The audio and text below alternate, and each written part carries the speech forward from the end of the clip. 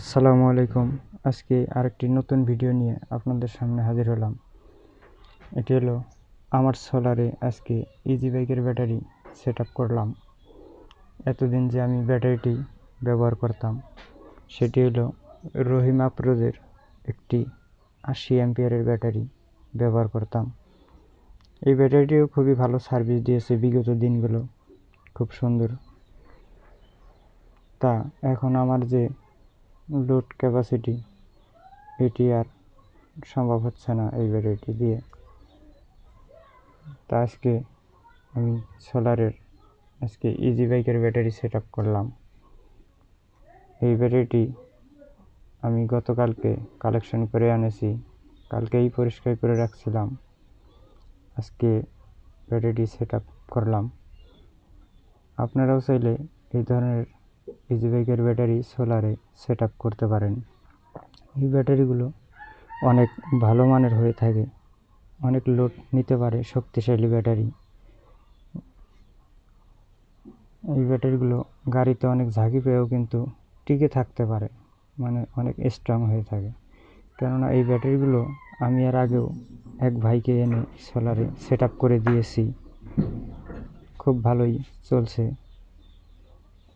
তা আমি নিজেও আজকে সোলারে সেট আপ করলাম এই ব্যাটারিটি। আপনারাও চাইলে এই ধরনের ব্যাটারি সোলারে সেট আপ করতে পারেন। এই ব্যাটারিগুলো পাওয়া যায় ইজি বাইকের যে ব্যাটারি বিক্রি করে যে দোকানগুলো, ওই দোকানগুলোতে আপনারা খোঁজ করলে এই ধরনের ব্যাটারি পেয়ে যাবেন। তবে এই ব্যাটারি কেনার আগে একটু খেয়াল করে কিনবেন, না হলে বাড়িতে আনার পরে ঝামেলা হতে পারে। দেখা যায় চার্জ থাকবে না, লোড নিতে পারবে না, তখন ভাববেন যে এই ব্যাটারিগুলো মনে হয় নষ্ট, খারাপ। ব্যাটারিগুলো কেনার আগে অবশ্যই একটু দেখে শুনে ক্রয় করবেন, কারণ একটা গাড়িতে 5টা ব্যাটারি থাকে, বেশিরভাগ গাড়িতে 5টা করে ব্যাটারি থাকে। তার ভিতরে দেখা যায় আপনারা চেক করলে 1টি বা 2টি ব্যাটারি ভালো পাওয়া যায়। তা আপনারা কীভাবে বুঝবেন যে এই ব্যাটারিটি ভালো আছে? ওই দোকানদারের কাছেই একটি লোড মিটার থাকে, লোডটা ধরলেই বোঝা যায় যে ব্যাটারি কতটুকু ভালো আছে। সর্বনিম্ন 9 থাকলেও আপনারা নিতে পারেন, 9-এর নিচে হলে নিয়েন না, তেমন লোড নিতে পারবে না এই ব্যাটারিগুলো। 9-এর উপরে যতটুকুই থাকুক না কেন, 9, 9.5, 10, 10.5, 11 যতই থাকুক আপনারা নিয়ে নিতে পারেন, কিন্তু 9-এর নিচে আসলে তেমন লোড নিতে পারবে না এই ব্যাটারি। তবে এই ব্যাটারিগুলো একটু সুবিধা আছে, একবার কিনলে ড্যামেজ খুবই কম। কেননা ব্যাটারিটি ব্যবহার করে আপনারা যখনই চেঞ্জ করতে যাবেন পরবর্তী, এই ব্যাটারি নিয়ে যাওয়ার পরে দেখা যায় 500-700 টাকা হলেই আরেকটি চেঞ্জ করে আনা যায় এই ব্যাটারি। এই ব্যাটারিগুলো ওয়েট হয়ে থাকে 28 থেকে 29 কেজি, বা আরেকটু 100 গ্রাম কম বেশ হয়ে থাকতে পারে। আমার এই ব্যাটারিটি ছিল 28.5 কেজি ওয়েট, পানি ছাড়া। আমি কালকে পানি করে আনার পরে ওয়েট দেই নাই।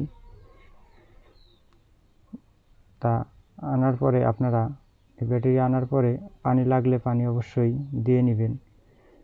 আনার পরে ব্যাটারির যে টার্মিনাল দুটো আছে, সেই টার্মিনাল দুটো খুব সুন্দর করে পরিষ্কার করে নেবেন, কেননা এখানে ময়লা থাকলে চার্জ উঠতে একটু প্রবলেম হয়ে যাবে, চার্জ হবে না।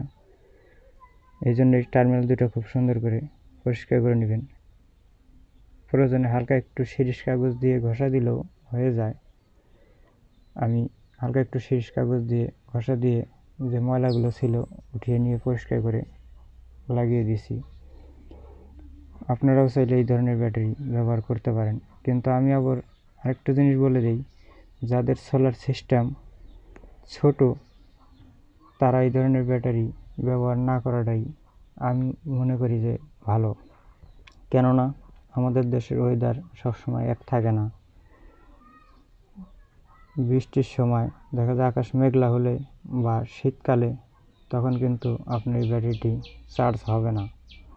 তখন দেখা যায় এই ব্যাটারিগুলো আপনাকে বাজারে নিয়ে যেয়ে চার্জ করে আনতে হবে, অথবা কারো চার্জার থাকলে সেটি এনে চার্জ করতে হবে। এই জন্যই আমি বলবো, যাদের সোলার সিস্টেম ছোট বা সোলার প্যানেল 150 ওয়াটের অধিক যাদের আছে, তারা এই ধরনের ব্যাটারি ব্যবহার করতে পারেন।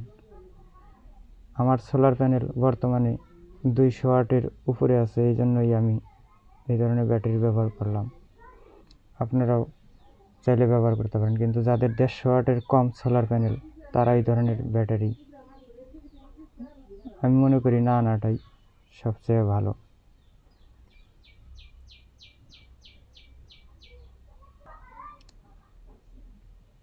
আমার এই ভিডিওটি যদি আপনার একটু হলেও উপকারে আসে বা ভালো লাগে থাকে, অবশ্যই আমার চ্যানেলটি সাবস্ক্রাইব করে পাশে থাকবেন।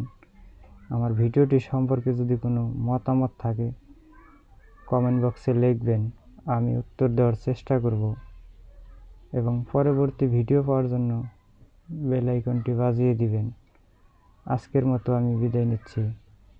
সবাই ভালো থাকবেন। আল্লাহ হাফেজ।